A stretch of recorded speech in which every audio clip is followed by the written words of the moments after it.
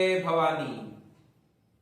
आइए अब अपनी अपनी इस आध्यात्मिक चर्चा को आगे बढ़ाते हैं। जैसा मैंने पिछली वीडियो में कई सारे स्त्रोत के कुछ याद थे कुछ नहीं याद थे, स्त्रोत के नाम बताए।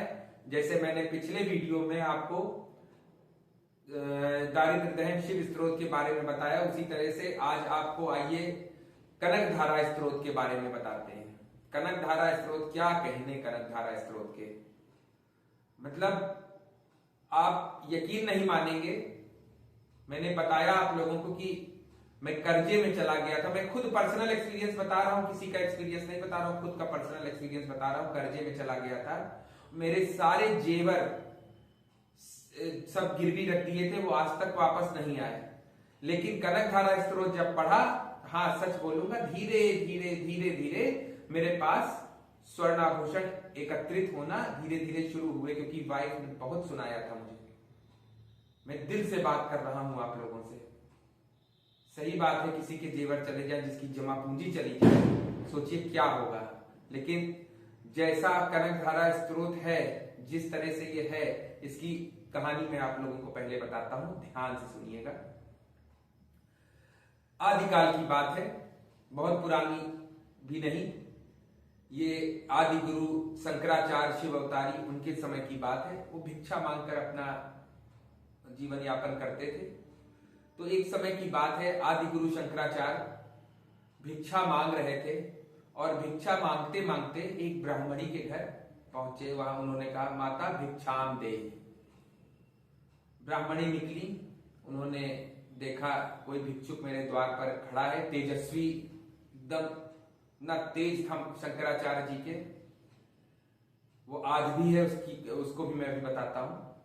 तो अब जब माता निकली तो उन्होंने बोला कि माता भिक्षा दीजिए। अब माता के पास कुछ हो तब तो दे, माता कहां से दे दे बेचारी। तो उन्होंने कहा कि मतलब मन में सोचा, उसे कुछ नहीं कहा, कि उनके घर में एक सूखा आंवले का पेड़ था। तो उन्होंने कहा कि हे भिक्षुक महाराज, मेरे पास ये आंवले ही बचे हैं ले देकर, इन्हीं को आप ले लीजिए। तो शंकराचार्य तो अंतर्यामी थे ही, उन्हें समझ आ गया कि इनको दिक्कत है। तो उन्होंने कहा, माता मुझे आप अंदर आने देंगी आंवले के पेड़ के पास तक? कहा आइए। कहा आपके ब्राह्मण कहाँ है? तो कहा वो मांगने गए हैं, कुछ जो मिल जाएगा वो ले आएंगे तो हमारा शाम को खाना पीना बन जाएगा। शंकराचार्य को बहुत दया आ गई।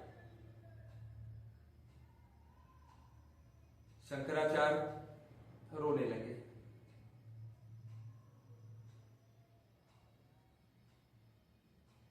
उन्होंने माता लक्ष्मी की उसी क्षण आराधना की। माता लक्ष्मी प्रकट हुई और माता लक्ष्मी ने बताया कि इनके भाग्य में धन है ही नहीं, ये इनके पूर्व जन्मों के कर्म हैं, जिस वजह से इनके पास धन है ही नहीं। माता कह के अंतर ध्यान हो गई। तब शंकराचार्य ने निश्चय किया कि मैं माता की आराधना करके इनको धन जरूर दिलाऊंगा और इनका जीवन बदल दूंगा।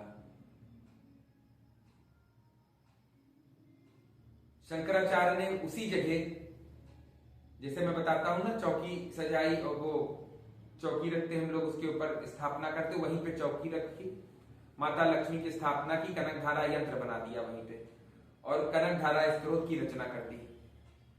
माता लक्ष्मी पुनः प्रकट हुई और उन्होंने कहा, मैं तुम्हारी इस रचना से अत्यंत प्रसन्न हूं।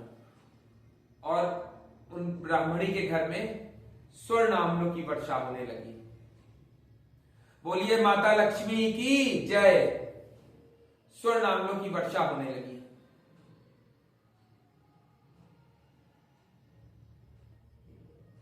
तभी से कनक धारा स्त्रोत लिखा गया और शंकराचार्य ने इस कनक धारा स्त्रोत में लिखा है अंत में कि जो भी इसका प्रातः काल, मध्याह्न काल व सायंकाल पाठ करता है, उसके घर में भंडार भर जाते हैं, कुबेर की तरह वो व्यक्ति बन जाता है। करके देखिए, मैंने खुद किया है और मैं बता रहा हूं ना कि हाँ, एकदम से नहीं है, लेकिन हाँ जो मैं काम करता हूं तो धीरे धीरे, क्योंकि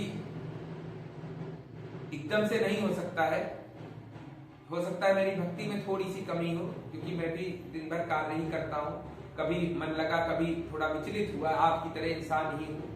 सच बोलता हूँ, झूठ नहीं बोलता हूँ, दिल से बात करता हूँ। तो माता लक्ष्मी का मैंने खुद किया, 3 बार पढ़ता हूँ, आज भी पढ़ता हूँ, डेली पढ़ता हूँ। तो मेरे यहाँ स्वर्ण के भंडार भरना शुरू हो गए, नहीं 100% तो 20% हो गया है, माता लक्ष्मी की कृपा होगी।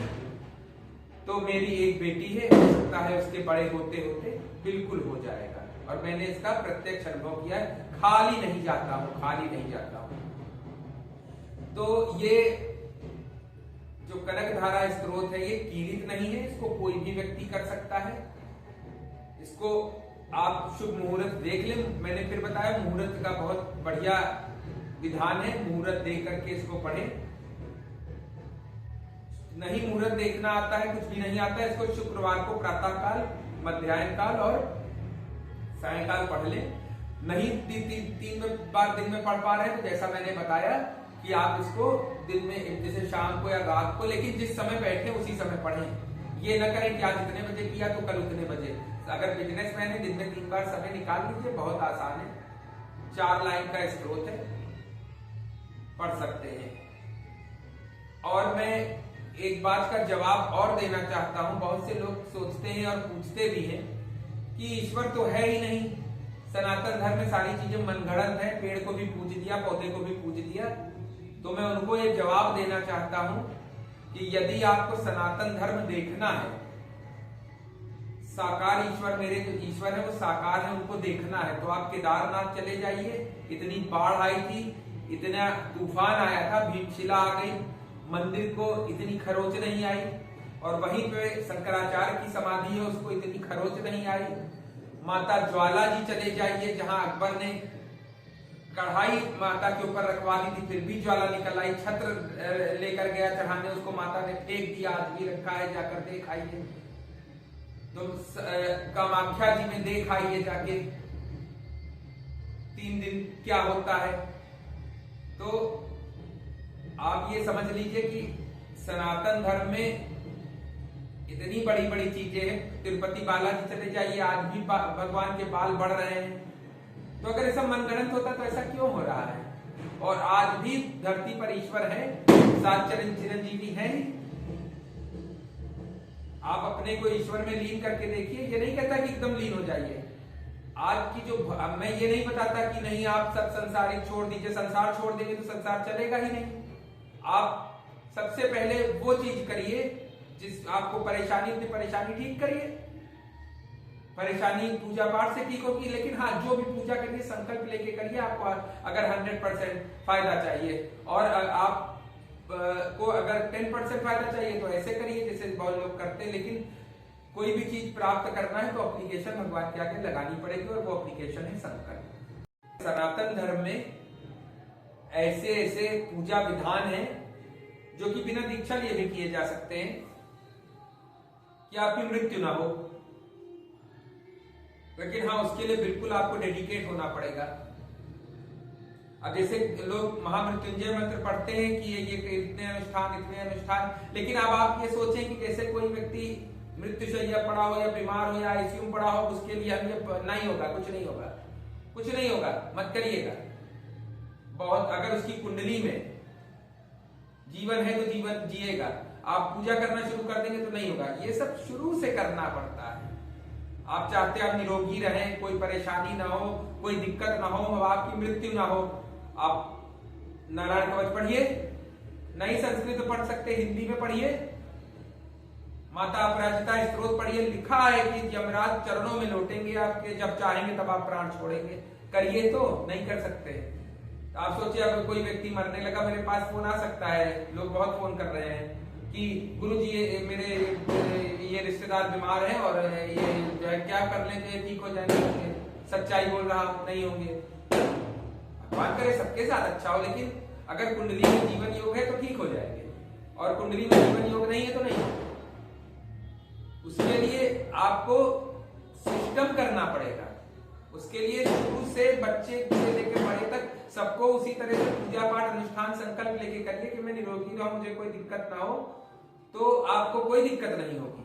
लेकिन आप सोचें कि जो है नहीं, मतलब अब ये बीमार हो गए तो अब चले भगवान के पास। बहुत से मैंने लोगों के क्वेश्चन देखे हैं कि महामृत्युंजय मंत्र का अनुष्ठान करवाया और जो है व्यक्ति मर गया। मैंने बहुत ऐसे प्रमाण देखे हैं। तो क्यों होता है, उसके जवाब है कि जब मरने लगे तब महामृत्युंजय, दूसरी चीज महामृत्युंजय मंत्र कीलित है, चलिए ठीक है कीलित है, बहुत से पंडित हैं उसको कर लेते हैं, लेकिन अब आप जब मरने लगे तो याद आए नहीं।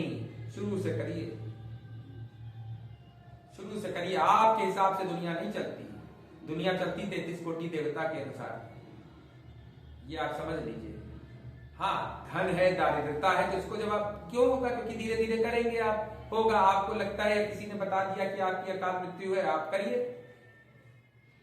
आप नारायण कवच पढ़िए, नारायण कवच जब पढ़ ही लेंगे तो आपको कोई छू नहीं पाएगा।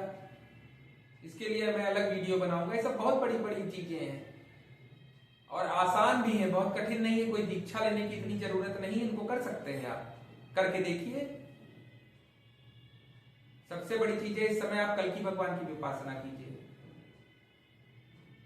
जैसे शबरी राम जी का इंतजार कर रही थी, कल्कि भगवान का सारे सनातन धर्मी इंतजार करिए, देखिए आपका लाभ होगा। बोलिए जय भवानी।